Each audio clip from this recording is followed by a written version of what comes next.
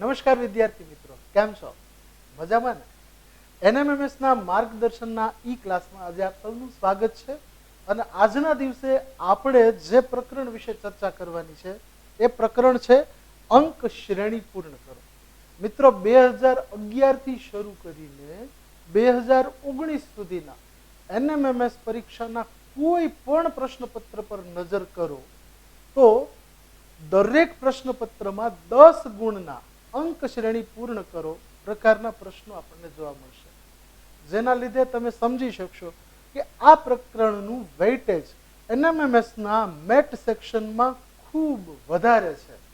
લગભગ 11% જેટલું વેઇટેજ માત્ર અને માત્ર આ પ્રકરણનું છે.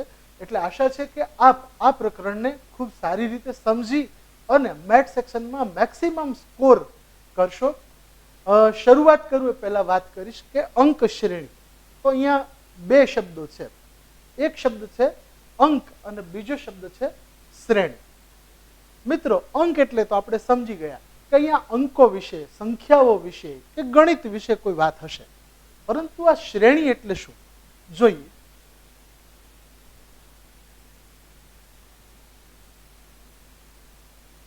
શ્રેણીનો અર્થ થશે સાંકળ.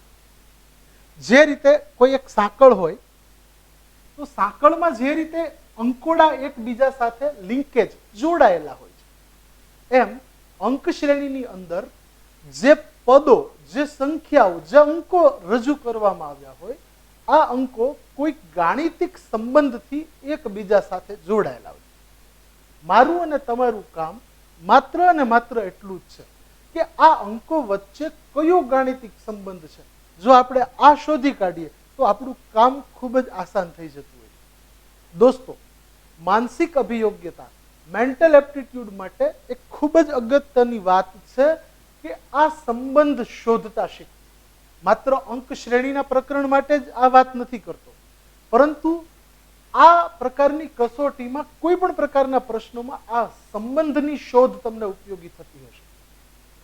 કેવી રીતે સમજાવું કે લોહીના સંબંધના પ્રશ્નો પૂછાય, બ્લડ રિલેશન, કૌટુંબિક સગપણ શું છે.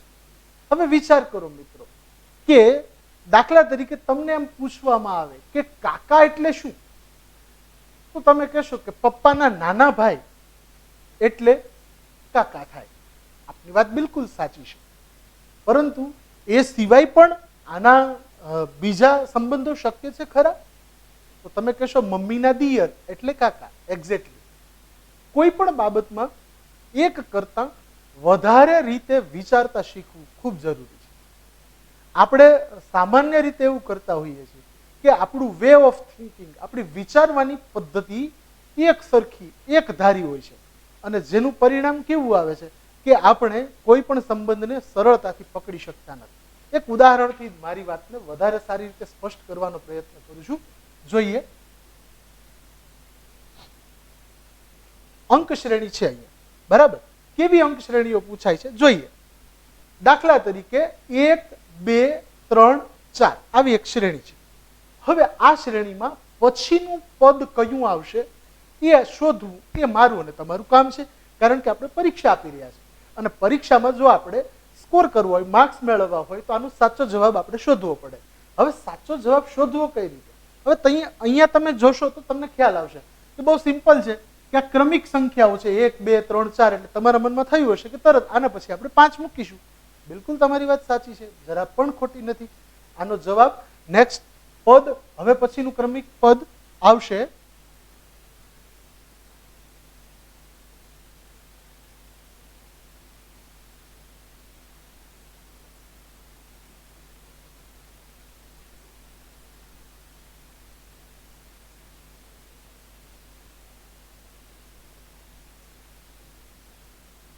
કેવી રીતે? તો અહીંયા તમે જોશો કે પહેલું પદ છે 1. તો 1 માં તમે 1 ઉમેરશો ત્યારે આપણને બીજું પદ 2 મળે છે. અહીંયા મિત્રો જોજો કે 1 અને 2 વચ્ચે શું સંબંધ છે? તો 1 માં આપણે 1 ઉમેર્યો છે ત્યારે આપણને 2 મળ્યા છે. ઠીક એવી જ રીતે 2 માં આપણે +1 કરીશું એટલે 3 મળશે. એવી જ રીતે 3 માં આપણે +1 કરીશું એટલે 4 મળશે. અને આ રીતે આપણે આગળ વિચારીએ તો આપણું હવે પછીનું જે પદ છે એમાં 4 માં આપણે 1 ઉમેરીશું એટલે પછીનું પદ આપણને 5 મળશે. ખ્યાલ આવ્યો મિત્રો? પણ આ તો બિલકુલ સામાન્ય અને સરળ પ્રશ્ન હતો. આ પ્રકારના પ્રશ્નોમાં થોડા વધુ ઉદાહરણ જોઈએ.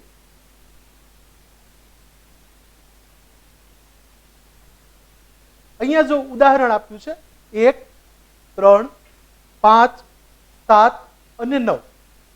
હવે તમે પહેલી નજરે અવલોકન કરશો તો તમને ખ્યાલ આવી જશે કે આ બધી જ એકી સંખ્યાઓ છે.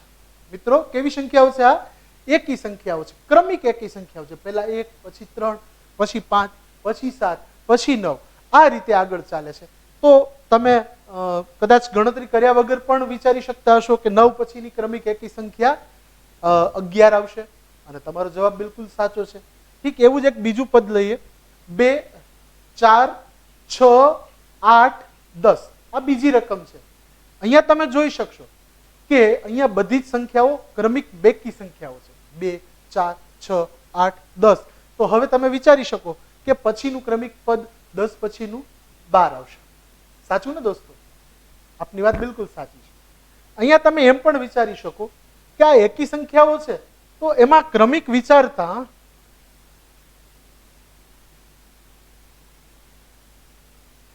ક્રમિક વિચારીએ તો 1 માં +2 કરો ત્યારે આપણને 3 મળે છે.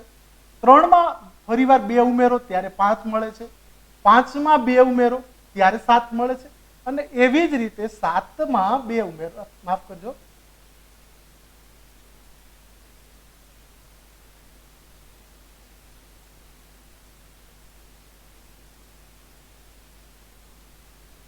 તો 7 માં 2 ઉમેરવાથી આપણને 9 મળે છે. અને ઠીક એવી જ રીતે હવે પછીનું પદ શોધવું હોય તો આપણે 9 માં 2 ઉમેરવા પડે અને ક્રમિક પદ આપણને 11 મળે. આ રીતે થાય છે. હવે આગળ જોઈએ.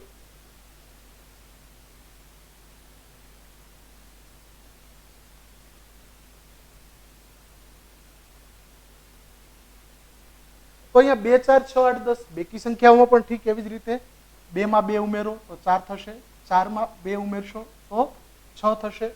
એવી જ રીતે 6 માં 2 ઉમેરવાથી 8 અને 8 માં 2 ઉમેરવાથી 10 મળશે. હવે પછીનું ક્રમિક પદ શોધવું હોય તો શું કરશું? તો તમે જોયું હશે કે અહીંયા +2, +2, +2, +2, +2, +2 આવો સંબંધ છે. એ પ્રમાણે 10 માં 2 ઉમેરશું એટલે ઉત્તર મળશે 12. દોસ્તો આ તો ખૂબ જ સરળ પ્રકારની શ્રેણીના ઉદાહરણો મેં તમને આપ્યા. પણ મિત્રો અહીંયા તમે જોયું હશે કે આ તમારા માટે જાણીતી શ્રેણીઓ હતી. શરૂઆતમાં મેં ક્રમિક સંખ્યાઓ રજૂ કરી, પછી એકી સંખ્યાઓ રજૂ કરી, પછી બેકી સંખ્યાઓ રજૂ કરી. પરંતુ પરીક્ષામાં આપણી ફેવરેબલ કન્ડિશન, આપણી અનુકૂળ પરિસ્થિતિ દર વખતે હોય એવું જરૂરી નથી. તો જ્યારે અનનાઉન સિરીઝ, અજાણી શ્રેણીઓ આપણી સામે આવે ત્યારે આપણે સારું પરફોર્મન્સ, સારો દેખાવ કરવો તો શું થઈ શકે? મિત્રો એના માટે હું એટલું કહીશ કે માત્ર 3 સ્ટેપ છે કોઈ પણ સિરીઝને, એમાં પર્ટિક્યુલરલી કોઈ પણ અંક શ્રેણીને જો તમારે સોલ્વ કરવી હોય તો અંક શ્રેણીને સોલ્વ કરવા માટેના 3 સ્ટેપ છે. આ 3 સ્ટેપને જો તમે તમારા મગજમાં બરાબર ફિટ કરી દો, બરાબર સમજી લો, એકવાર ક્લિયર થઈ જાઓ તો 100% કહું છું કે અંક શ્રેણીના 10 પ્રશ્નો તમે આમ ચપટી વગાડતા 10 મિનિટમાં, એટલે કે એની નક્કી કરેલી સમય મર્યાદામાં આરામથી સોલ્વ કરી શકશો અને પૂરેપૂરા ગુણ મેળવી શકશો. ઈચ્છો છો ને આ પૂરા ગુણ મેળવવા માટે? ઓકે, તો ધ્યાન આપશો. કયા સ્ટેપ છે?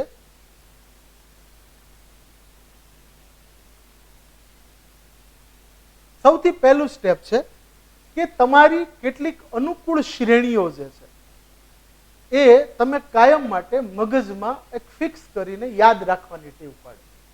જેમ કે સૌથી પહેલા હું કહીશ કે પ્રાકૃતિક સંખ્યાઓની શ્રેણી, જેમ કે 1, 2, 3, 4, 5, જેને યાદ રાખવા માટે કોઈ વિશેષ કષ્ટ કરવાની જરૂર નથી, કારણ કે એ ક્રમિક સંખ્યાઓ જ છે. પછી આગળ જોઈએ તો એકી સંખ્યાઓ, જે આપણે શરૂઆતમાં ઉદાહરણ જોયું 1, 3, 5, 7, 9, 11, 13, 15, 17, 19 વગેરે વગેરે. પછી બેકી સંખ્યાઓ જેવી કે 2 4 6 8 10 12 14 16 18 20 22 24 વગેરે વગેરે વગેરે. કારણ કે સંખ્યાઓનો તો કોઈ અંત નથી દોસ્તો. આગળ જોઈએ વિભાજ્ય સંખ્યાઓ. બહુ અગત્યની વાત છે દોસ્તો. જો આપ જાણો છો કે જે સંખ્યાના 2 કરતા વધારે અવયવો હોય એવી સંખ્યાને વિભાજ્ય સંખ્યા કહેવાય. આપ જાણતા હશો કે કોઈ પણ સંખ્યાના 2 અવયવ તો ફિક્સ જ હોય. કયા કયા? એક તો તે સંખ્યા પોતે અને બીજું 1. કારણ કે આ 2 અવયવ તો હોવાના અને હોવાના. પરંતુ આ 2 કરતા વધારે અવયવ હોય એવી સંખ્યાઓ જેને આપણે વિભાજ્ય સંખ્યાઓ તરીકે ઓળખીએ છીએ અને આગળના ધોરણોમાં 5મા ધોરણમાં તમે આ વિશે ખૂબ સરસ રીતે શીખી ગયા છો અને આપ જાણો જ છો. પરંતુ આ પ્રકરણમાં વધારે સ્કોરિંગ કરવા માટે હું તમને ઇન્સિસ્ટ કરીશ, ફરીથી ભલામણ કરીશ કે વિભાજ્ય સંખ્યાઓની શ્રેણી બરાબર રીતે યાદ કરી લેજો. અને મિત્રો, વિભાજ્ય સંખ્યાની શરૂઆત થાય છે 4 થી. શા માટે 4 થી?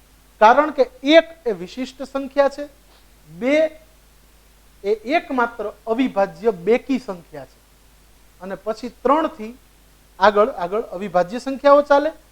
4 એ પહેલી વિભાજ્ય સંખ્યા એટલે કે સૌથી નાનામાં નાની વિભાજ્ય સંખ્યા છે.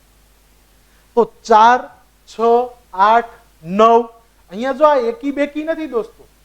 4 6 8 પછી 9 એકી સંખ્યા છે. પણ શા માટે આવી? કારણ કે એના 1 3 અને 9 એવા 3 અવયવો મળે છે, 2 કરતા વધારે અવયવો મળે છે. વિશેષ તમે જાણતા જશો અને ઈચ્છો તો તમારા શિક્ષકશ્રી પાસેથી અથવા વાલી પાસેથી પણ આનું માર્ગદર્શન મેળવી શકો છો. પણ હું તમને માત્ર એટલું જણાવવા ઈચ્છું છું કે આપ વિભાજ્ય સંખ્યાઓ અને અવિભાજ્ય સંખ્યાઓ આની શ્રેણી જાતે યાદ કરવાનું રાખશો. એટલીસ્ટ 50 સુધીની જેટલી પણ વિભાજ્ય સંખ્યાઓ છે અને જેટલી પણ અવિભાજ્ય સંખ્યાઓ છે આની ઓળખ તમારે મેળવી લેવી જરૂરી છે. આગળ જોઈએ પૂર્ણ વર્ગ સંખ્યાઓ. બહુ અગત્યની વાત છે મિત્રો. જે સંખ્યાનો કોઈ એક સંખ્યાનો પોતાની સાથે ગુણાકાર કરી અને જવાબ સ્વરૂપ જે સંખ્યા મળે, દાખલા તરીકે 1 ગુણ્યા 1 તો આપણે 1, 2 ગુણ્યા 2 તો 4, 3 ગુણ્યા 3 તો 9, 4 ગુણ્યા 4 તો 16, 5 ગુણ્યા 5 તો 25. તો આવી સંખ્યાઓને આપણે પૂર્ણ વર્ગ સંખ્યાઓ તરીકે ઓળખતા હોઈએ છીએ. મિત્રો, હું ખાસ ઇન્સિસ્ટ કરીશ, આપને ખાસ જણાવીશ કે આપ એટલીસ્ટ 20 સુધીની તમામ પૂર્ણ વર્ગ એટલે કે 20 નો વર્ગ 400 થાય ત્યાં સુધીની તમામ પૂર્ણ વર્ગ સંખ્યાઓને યાદ કરવાનું રાખશો. કારણ કે જો આ સંખ્યાઓ તમને યાદ હશે તો કેટલાક પ્રશ્નોના સોલ્યુશનમાં તમને ખૂબ સરળતા રહેશે. બહુ આસાનીથી તમે ઉકેલ મેળવી શકશો અને તમારું કામ સરળ થશે. આ સિવાય પૂર્ણઘન સંખ્યાઓ માટે એટલું કહીશ કે કમસે કમ 10 સુધીની પૂર્ણઘન સંખ્યાઓ, દાખલા તરીકે 1 નો ઘન 1, 2 નો ઘન 8, 3 નો ઘન 27, 4 નો ઘન 64, 5 નો ઘન 125. આ રીતે 10 નો ઘન 1000 મળે ત્યાં સુધીની 10 પૂર્ણઘન સંખ્યાઓને યાદ કરી લેવાનું રાખશો. આ સિવાય તમારા ગણિત વિષયની અંદર તમારે સંખ્યા ગણો વિશે ભણવાનું આવતું હશે અને એ સંખ્યા ગણોમાં n, w, z, q, r આ બધા સંખ્યા ગણો વિશે તમે જાણ્યું હશે. એ પૈકી n વિશે તમે શરૂઆતમાં જ વાત કરી દીધી છે, પ્રાકૃતિક સંખ્યાઓની. પણ હોલ નંબર અને આ z, q, r વિશે પણ તમે માહિતી મેળવી અને એના ક્રમ યાદ કરી લો તો તમને શ્રેણી ઉકેલમાં ક્યાંક ને ક્યાંક આ ઉપયોગી થતું હોય છે.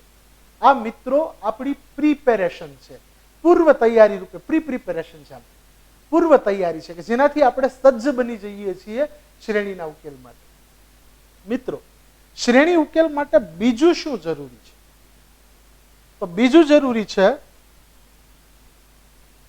એ સમજવા માટે હું એક પ્રશ્ન પૂછીશ કે 1 + 1 બરાબર કેટલા થાય?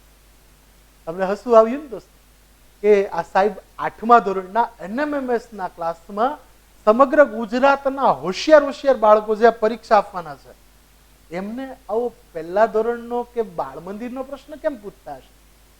ખરું ને? શું જવાબ થાય દોસ્તો? 1 + 1 બરાબર કેટલા થાય? સીધો ને સરળ જવાબ તમારો હશે કે 1 + 1 બરાબર 2 થાય. બરાબર ને?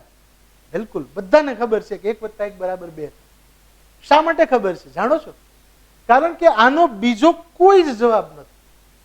તમને પ્રશ્ન પૂછ્યો કે 1 + 1 બરાબર કેટલા થાય? જવાબ 2. આ જ સાચો જવાબ છે. આ સિવાયનો કોઈ પણ જવાબ સાચો નથી. પણ મિત્રો, હવે હું તમને એક પ્રશ્ન પૂછું છું કે 2 કેમ થાય?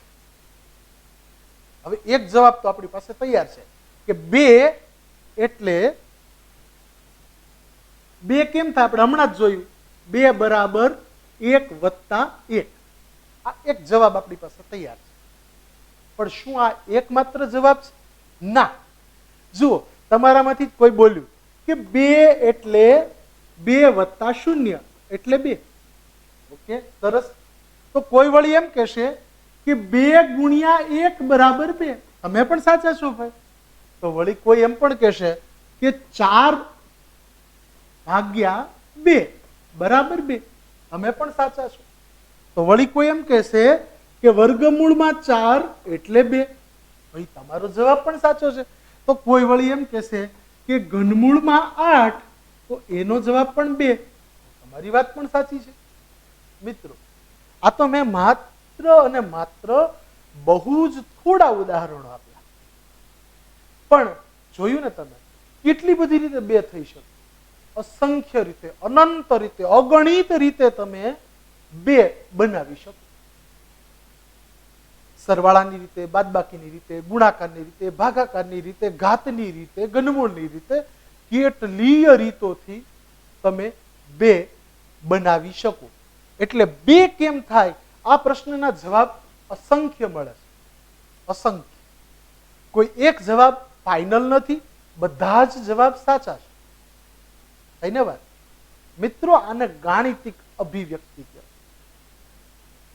કોઈ પણ એક સંખ્યાની શક્ય તમામ ગાણિતિક અભિવ્યક્તિઓ વિશે વિચારવાનું રાખો. એટલે કે એક ઢબથી એક સરખું વિચારવાને બદલે જરા જુદી રીતે વિચારવાનું રાખો. ચાલો એક નાનકડો એવો પ્રયોગ કરીએ. દોસ્તો, તમારી પાસે કાગળ અને પેન તૈયાર હશે તો તમારે માત્ર 10 સેકન્ડની અંદર એક સરસ મજાનું ઝાડનું ચિત્ર દોરવાનું છે. તમારો સમય શરૂ થાય છે હવે.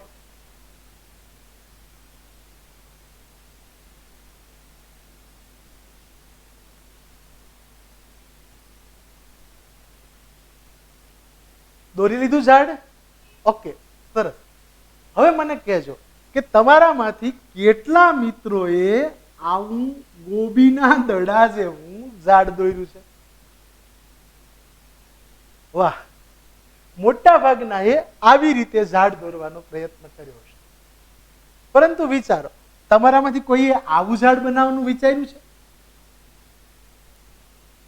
કેમ, આવું ઝાડ પણ હોઈ શકે ને. તો કોઈએ ઝાડને આવી રીતે પાંદડા વાળું બનાવવાનો પ્રયત્ન કર્યો છે?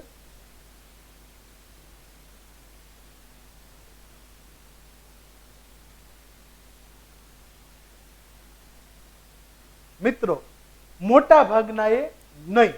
શા માટે નહીં? કારણ કે આપણું મગજ એક સરખી રીતે, બીબાઢાળ રીતે વિચારવા ટેવાયેલું છે. That's the point. તો પહેલી વાત હું એ કહીશ કે મેન્ટલ એપ્ટિટ્યુડ ટેસ્ટના માત્ર અંક શ્રેણીમાં જ નહીં, પરંતુ તમામ પ્રકરણોમાં ડાયવર્ટ થિંકિંગ, જરાક જુદી રીતે વિચારતા શીખો. એક ધારું બીબાઢાળ ચાલશો તો ઉકેલ મોડો મળશે. એટલે ઉકેલને જો સમયસર શોધી અને સારામાં સારા ગુણ મેળવવા હોય તો હંમેશા બધી બાજુએથી વિચારવાનું ટેવ રાખો. 1 + 1 બરાબર તો 2 થશે જ, પરંતુ 2 + 0 2 થાય, 2 - 0 પણ 2 થાય, 3 - 1 પણ 0 થાય, 6/3 પણ માફ કરજો 6/3 પણ 2 થાય. તો 2 કેટલી રીતે થાય આપણે વિચારીએ. આ એની શક્ય ગાણિતિક અભિવ્યક્તિઓ. મિત્રો, આની થોડી પ્રેક્ટિસ પાડજો. આપ આપના મિત્રો સાથે અથવા જાતે પણ એક હોમવર્કમાં એક અસાઇનમેન્ટ તમને આપું છું કે કોઈ પણ 2 સંખ્યાઓ પસંદ કરો. દાખલા તરીકે 5 અને 7. તો 5 માંથી 7 બનાવવા હોય તો કેટલી રીતે બની શકે? મને એક રીત તો આવડે કે 5 + 2 કરું તો 7 બને. પણ આ સિવાય બીજી કોઈ રીત શક્ય છે ખરી? બીજી કોઈ પ્રક્રિયાથી 7 મળે ખરા? વિચારજો અને તમારી નોંધપોથીમાં જરૂરથી નોંધજો. આગળની વાત કરું.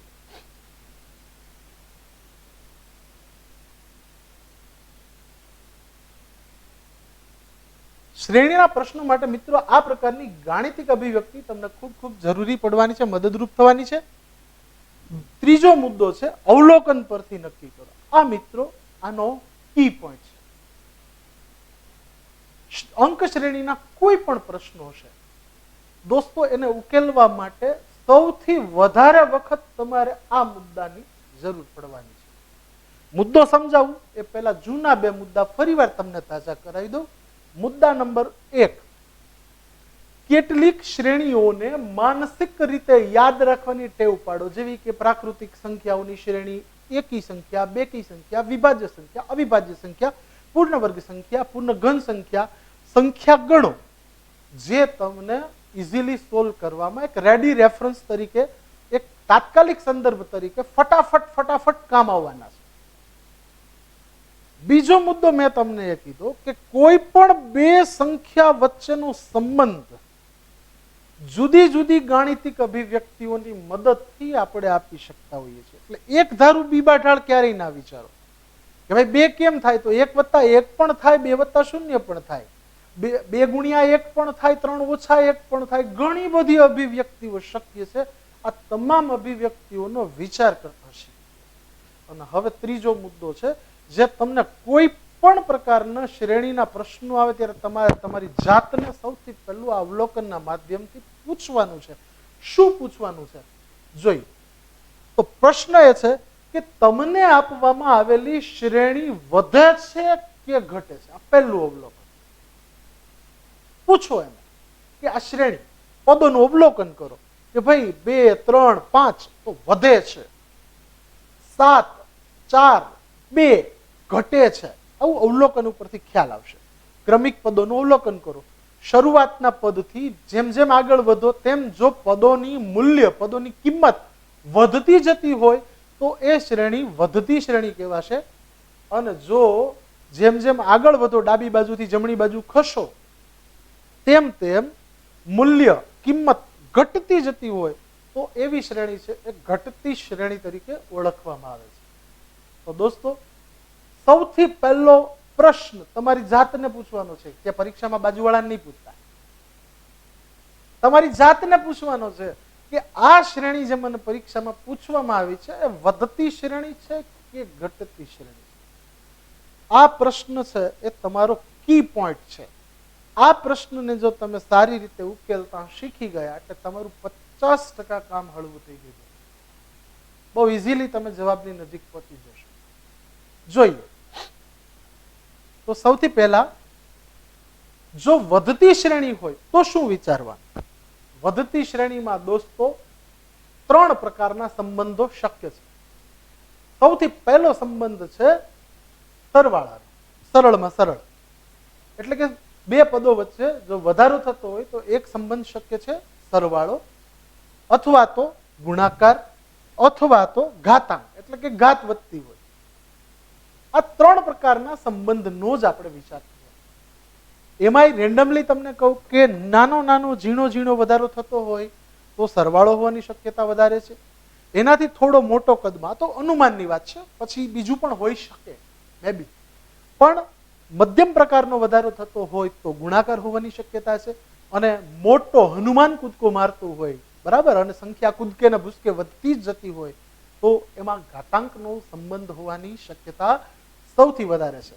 એટલે દોસ્તો, પહેલી વાત, જો વધતી શ્રેણી છે તો એમની વચ્ચેનો સંબંધ 3 પ્રકારનો હોઈ શકે: સરવાળો, ગુણાકાર અને ઘાતાંક. વધારાની વાત કહી દઉં કે આ બેઝિક સમજણ માટે છે, બેઝિક કોન્સેપ્ટ છે, પાયાની સમજણ માટે છે. આ સિવાય ક્યારેક ઘણી વખત એક કરતા વધારે ગાણિતિક ક્રિયાઓ પણ લાગતી હોય છે, પણ આપણે શરૂઆત અહીંયાથી કરીશું કે મારી શ્રેણી કેવી છે, વધતી છે તો હું શું વિચારીશ? સરવાળો છે ભાઈ, મળ્યો, ના મળ્યો, ઓકે. ગુણાકાર મળ્યો તો ચાલો, ઓકે. ના મળ્યો તો આગળ ઘાતાંકમાં જઈશું. આ એના પગથિયા રાખીશું. પણ આપણી શ્રેણી ધારો કે વધતી નથી પરંતુ ઘટતી શ્રેણી છે. તો ઘટે તો શું? તો જો શ્રેણી ઘટે તો એની વચ્ચે બીજા 3 પ્રકારના સંબંધો શક્ય છે. કયા કયા 3? તો કે બાદબાકીનો, અથવા તો ભાગાકારનો, અથવા તો મૂળનો. એટલે કે વર્ગમૂળ કે ઘનમૂળ કે એવા પ્રકારનો સંબંધ હોઈ શકે છે. જોઈએ એક ઉદાહરણથી જ આપણે શરૂઆત કરીએ. મિત્રો, સ્ટેપ મેં તમને કહી દીધા છે. સૌથી પહેલું આપણે એ જોશું કે આપવામાં આવેલી શ્રેણી વધતી શ્રેણી છે કે ઘટતી શ્રેણી છે. આના માટે શું કરીશું? સૌથી પહેલા શ્રેણીનું અવલોકન કરીશું. અને શ્રેણીનું અવલોકન કરીએ ત્યારે ધ્યાનમાં લેવાની બાબત શું છે? સૌથી પહેલા હું એ જોઈશ કે અહીંયા એક પછીનું પદ કયું છે? પેલા એક છે, પછી 4, એટલે 1 કરતા 4 વધ્યા કે ઘટ્યા? ઓ, વધ્યા, બરાબર. તો 1 પછી 4 વધ્યા છે, 4 પછી 7 વધ્યા, 7 પછી 10 વધ્યા. એટલે તમે બહુ ઇઝીલી કહી શકશો કે અહીંયા આપણી શ્રેણી છે એ વધતી શ્રેણી છે. ડેફિનેટલી એમાં કોઈ શંકાને સ્થાન નથી, કારણ કે ડાબી બાજુથી જમણી બાજુ જતા દરેક પદ ક્રમિક રીતે વધી રહ્યા છે. બરાબર ને? ઓકે, તો હવે આપણે જોઈએ કે શું કઈ રીતનો સંબંધ છે. 1 માંથી 4 કેવી રીતે બને? દોસ્તો, સ્ટેપ આપણે 3: સરવાળો, ગુણાકાર, ઘાત. હવે 1 માંથી 4 ઘણી બધી રીતે બની શકે, કારણ કે આપણે અગાઉ વાત કરી કે ગાણિતિક અભિવ્યક્તિઓની સંખ્યા અગણિત છે, ક્યારેય ગણી શકાય નહીં, અસંખ્ય રીતે મળી શકે, કોઈ માપ નથી. ધેર ઇઝ નો લિમિટ, કોઈ મર્યાદા નહીં. પણ આપણી મર્યાદા છે, કારણ કે આપણે 60 સેકન્ડમાં પ્રશ્ન સોલ્વ કરવો છે. એટલે શરૂઆત કરીશું સરવાળાથી. તો સૌથી પહેલા 1 માં કેટલા ઉમેરીએ તો 4 થશે? એક્ઝેક્ટલી તમે કીધું એમ જ 1 માં 3 ઉમેરીશું એટલે જવાબ મળશે 4. બરાબર છે. 4 માં કેટલા ઉમેરીએ તો 7 થાય? વિચારો. ઓકે, 4 માં 3 ઉમેરવાથી 7 મળે. સરસ. 7 માં શું કરીએ તો 10 થાય? તો 7 માં પણ 3 ઉમેરો તો 10 મળે છે. જુઓ મિત્રો, અહીંયા આપણી શ્રેણીમાં ક્રમિક પદો વચ્ચેનો જે સંબંધ છે એ આપણને મળી ગયો છે. શું મળ્યો? તો કે ક્રમિક પદોમાં આગળના પદમાં 3 ઉમેરવાથી પછીનું પદ મળે છે. જે રીતે 1 માં 3 ઉમેરવાથી 4, 4 માં 3 ઉમેરવાથી 7, 7 માં 3 ઉમેરવાથી 10 મળ્યા. તો હવે પ્રશ્નાર્થની જગ્યાએ જે પદ આવશે કયું આવશે? તો એ પદ મેળવવા માટે શું કરવું પડશે? 10 માં 3 ઉમેરવા પડશે. એટલે 10 વત્તા 3 બરાબર જવાબ મળશે 13, જે આપણો સાચો ઉત્તર થશે. ખ્યાલ આવ્યો દોસ્ત? ઓકે, તો આ પ્રકારનો પ્રશ્ન પૂછાય તો ગણવો ગમે કે? હા, સારું. ચાલો તમને એક દાખલો ગણવા માટે આપું છું.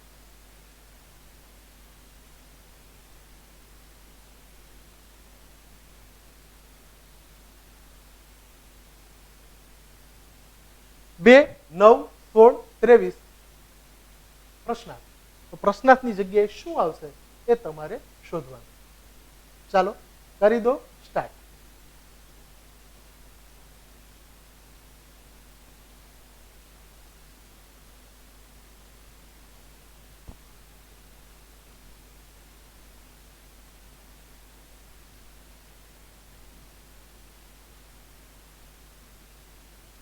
વાહ, જવાબો તૈયાર થવા માંડ્યા છે.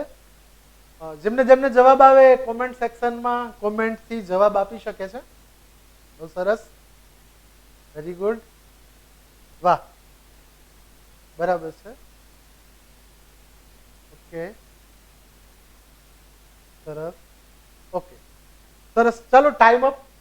જેણે જેણે મિત્રોએ ગણી લીધા છે એમને ધન્યવાદ. નથી ગણ્યા મિત્રો પણ પોતાનું કામ આગળ ધપાવી જ શકશો. જોઈએ અહીંયા આપણો પ્રશ્ન છે 2, 9, 16, 23. આ પ્રશ્નમાં સૌથી પહેલું આપણું અવલોકન એ થશે કે 2 પછી ક્રમિક સંખ્યા શરૂઆતમાં 2 છે, પછી 9 એટલે વધ્યા, 16 વધ્યા, 23 વધ્યા. એટલે કે આપણી શ્રેણી એ વધતી શ્રેણી છે, એ કન્ફર્મ થઈ ગયું. હવે આ વધતી શ્રેણીમાં ક્રમિક પદો વચ્ચે કેવો સંબંધ છે? તો આપણે વિચારીશું શું? તો 3 પ્રકારના સંબંધો છે: સરવાળો, ગુણાકાર, ઘાત. સૌથી પહેલા વિચારીશું સરવાળો. તો 2 માં શું કરીશું તો જવાબ આપણને 9 મળે. તમે કહેશો 2 માં 7 ઉમેર્યા, જવાબ મળ્યો 9. Very good. 9 માં શું કરીએ તો જવાબ 16 મળે. 9 માં 7 ઉમેર્યા, જવાબ 16. 16 માં વળી 7 ઉમેર્યા, જવાબ 23. તો અહીંયા તમને સંબંધ સ્પષ્ટ થઈ ગયો છે. +7 +7 +7. 7 ઉમેરવાથી ક્રમિક પદ મળે છે. એટલે હવે 23 પછીનું ક્રમિક પદ 23 માં 7 ઉમેરવાથી મળશે અને એ થશે 30.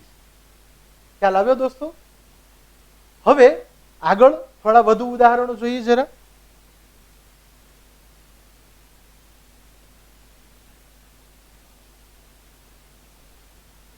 હવે અહીંયા ઉદાહરણ આપેલું છે 3, 8, 12 અને 15. અહીંયા જુઓ મિત્રો, સૌથી પહેલું આપણું અવલોકન કરીએ કે 3 પછીની ક્રમિક સંખ્યા છે 8, પછી 12, પછી 15. આ દરેક સંખ્યાઓ વધે છે, એટલે કે આ વધતી શ્રેણી છે, કન્ફર્મ છે. હવે આગળ જોઈએ કે આમની વચ્ચે શો સંબંધ છે, કયો ગાણિતિક સંબંધ છે, વિચારો. તો જુઓ, અહીંયા 3 માં શું કરીએ? આપણે પહેલા સરવાળાનું જ વિચારશું. સરવાળાથી નહીં મળે તો ગુણાકારમાં જઈશું, સ્ટેપ બાય સ્ટેપ આગળ જઈશું. તો સૌથી પહેલા આપણે અહીંયા જોઈએ કે 3 માં શું કરીએ તો 3 માં 5 ઉમેરીશું એટલે જવાબ મળશે 8. હવે 8 માં શું કરીએ તો 12 થાય. જો મિત્રો, ઘણી બધી ગાણિતિક અભિવ્યક્તિઓ શક્ય છે, પરંતુ આપણે શરૂઆતમાં અહીંયા +5 લીધા છે, એટલે આપણે પ્રથમ તબક્કે માત્ર સરવાળાનો જ વિચાર કરીએ, એ આપણા માટે જરૂરી છે.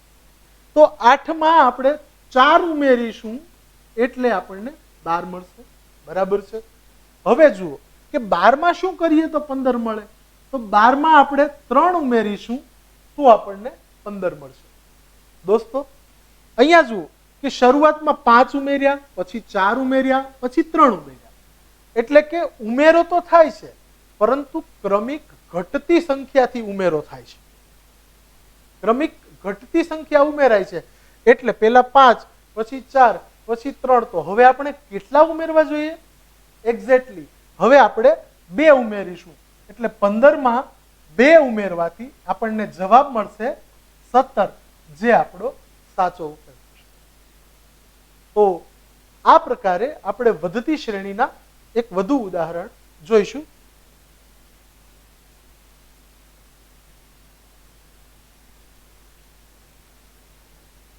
સાત, 14, 20, 25 અને પ્રશ્નાર્થ. હવે પ્રશ્નાર્થની જગ્યાએ કયું પદ આવશે એ તમારે નક્કી કરવાનું.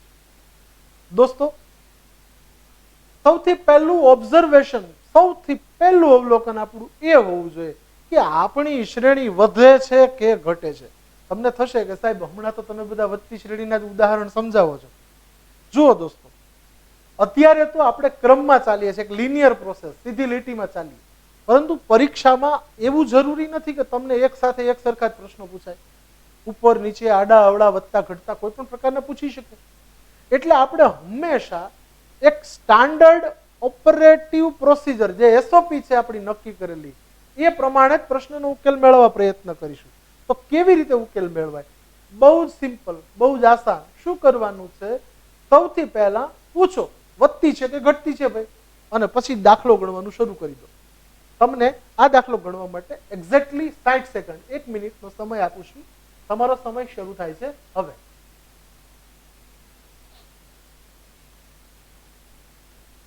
જો મિત્રો, ગણતી વખતે ખાસ ધ્યાન રાખજો કે સ્ટાન્ડર્ડ પ્રોસિજર પ્રમાણે તમારે જે પેલા વધતી ઘટતી નક્કી કરો, પછી એ પ્રમાણે સરવાળા, ગુણાકાર, ભાગાકાર એનો વિચાર કરીશું. અત્યારે આપણે 60 સેકન્ડ પૂરી થવામાં છે. બિલકુલ ક્વિક. અને તમને જેમ જેમ જવાબ આવતા જાય એમ તમારે કોમેન્ટમાં પોસ્ટ કરતા જજો, જેથી ડિસ્પ્લે પર જોઈ શકાય. બહુ સરસ મિત્રો. સાથે સાથે જો તમને આ લેક્ચરમાં, આ પીરિયડમાં મજા આવતી હોય અને NMMS માં મેરિટમાં સ્થાન મેળવવાના આપ ઈચ્છુક હો, અને માત્ર એટલું જ નહીં દોસ્તો, પરંતુ આ બધા માનસિક અભિયોગ્યતા કસોટીના લેક્ચર્સ કે તાસ જે લેવામાં આવે છે, એની મદદથી જીવનમાં અન્ય સ્પર્ધાત્મક પરીક્ષાઓમાં પણ જો આપ સફળ થવા ઈચ્છતા હો તો ચોક્કસથી આપણી આ ચેનલ, અમારી ચેનલ નથી કહેતો, આપણી ચેનલ છે, કારણ કે તમારી અને અમારી એમ આપણા સૌની સહિયારી આ ચેનલ છે. એને લાઈક, સબસ્ક્રાઇબ અને શેર કરવાનું ના ભૂલશો. અને ખાસ તમારા જે દોસ્તો હોય 8મા ધોરણના એમને જણાવજો કે આવું એક સરસ પ્રોગ્રામ દરરોજ 3 થી 4 ની વચ્ચે આપણા યુટ્યુબ ચેનલ ઉપર ગુજરાત ઈ ક્લાસમાં જોવા મળે છે. એ ચેનલને સબસ્ક્રાઇબ કરવાનું ના ભૂલે. અને ખાસ પેલો બેલ આઇકોન હોય એમાં ઓલ સિલેક્ટ કરીને એને ક્લિક કરી દેજો, જેથી દરરોજ જે નવા નવા ટાસ્ક મૂકવામાં આવે એ તમારા સુધી એનો મેસેજ સૌથી પહેલા પહોંચી જાય અને તમે સૌથી પહેલા એ જોઈ શકો. મિત્રો, આશા રાખું છું કે તમારો દાખલો પૂરો થઈ ગયો હશે. જોઈએ આપણે કઈ રીતે થાય. સૌથી પહેલી વાર કે અહીંયા 7 છે, 14 છે, 20 છે. વિચારો, 7 પછી 14 મોટા, 14 થી 20 મોટા, 20 થી 25 મોટા. ક્રમિક સંખ્યાઓ વધતી જાય છે અને વધે છે એટલે આ પણ ઈ શ્રેણી વધતી શ્રેણી છે. એક્ઝેક્ટલી વધતી શ્રેણી છે. હવે આગળ જોઈએ કે આ વધતી શ્રેણીમાં શું સંબંધ છે. જો મિત્રો, 7 માંથી 14 કઈ રીતે બને? જો કોઈને વિચાર આવે કે 7 દુ 14 થાય, સાચી વાત છે, પણ મેં તમને અગાઉ પણ કહ્યું છે કે સૌથી પહેલા સરવાળાનો વિચાર કરો. સરવાળાનો વિચાર થયા પછી જો અનુકૂળ ન લાગે તો ગુણાકારમાં જાઓ, ન અનુકૂળ લાગે તો પછી ઘાતનો વિચાર કરો. તો સૌથી પહેલા સરવાળાથી જોઈએ. તો અહીંયા 7 + 7 કરીશું એટલે જવાબ મળશે 14. બરાબર છે. હવે 14 માંથી 20 કેવી રીતે? હવે અહીંયા જો તમે સરવાળો લીધો છે તો તમારે છેક સુધી ચેક કરવા માટે સરવાળો જ લેવો જોઈએ. એટલે સરવાળાનો સંબંધ વિચારીએ તો 14 + 6 કરીશું એટલે જવાબ મળશે 20. ફરીવાર 20 માંથી 25 કેવી રીતે? તો કે 20 માં 5 ઉમેરીશું એટલે જવાબ થશે 25. દોસ્તો, અહીંયા જુઓ કે 7 માં 7 ઉમેર્યા તો 14 મળ્યા, 14 માં 6 ઉમેર્યા 20 મળ્યા, 20 માં 5 ઉમેર્યા તો 25 મળ્યા. અહીંયા ઉમેરાથી જ સંખ્યા મળી છે, પણ ઉમેરો એક સરખો નથી. પહેલા 7, પછી 6, પછી 5. તો હવે કેટલા ઉમેરીશું? એક્ઝેક્ટલી હવે આપણે 4 ઉમેરીશું. તો 25 માં 4 ઉમેરીએ તો જવાબ મળશે 29. અને આ 29 એ આપણો સાચો ઉત્તર થશે. દોસ્તો, અંક શ્રેણીના આ પાયાના ઉદાહરણોની શરૂઆત માત્ર છે. આપણે અંક શ્રેણીને અંકે અંકે એટલે કે આ પહેલો એપિસોડ છે, પછીના એપિસોડ અને એવી રીતે ક્રમિક એપિસોડથી વધારે સારી રીતે સમજવાનો પ્રયત્ન કરવાનો છે. આજના દિવસ માટે આટલું પૂરતું છે. ખાસ ફરીને કહું છું, જોવાનું ચૂકશો નહીં. NMMS ઈ લર્નિંગ દરરોજ 3 થી 4 વાગ્યા દરમિયાન અને યુટ્યુબ ચેનલ ગુજરાત ઈ ક્લાસને લાઈક, શેર અને સબસ્ક્રાઇબ કરવાનું ભૂલશો નહીં. આવજો દોસ્તો.